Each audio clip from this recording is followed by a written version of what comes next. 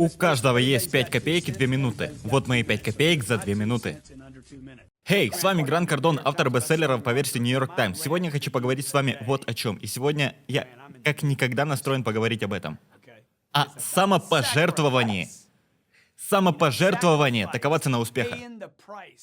Послушайте, нам всем приходится делать то, что нам не нравится, чтобы однажды обрести возможность занять место именно там, где нам хочется оказаться, имея для этого и свободное время, и достаточно средств.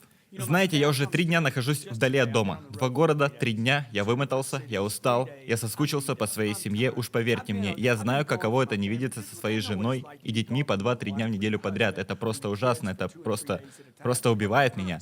Причем одно из выступлений в этот раз мы проводим бесплатно. И в такие моменты я чувствую, как будто приношу себя в жертву.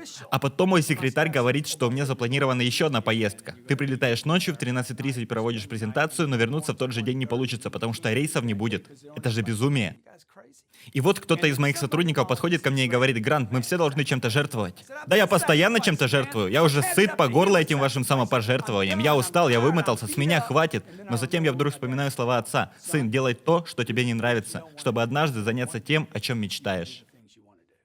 За все приходится платить. Жертвуйте собой. Как только досмотрите этот выпуск, сядьте и напишите 5 имен тех известных невероятных людей, которыми вы восхищаетесь.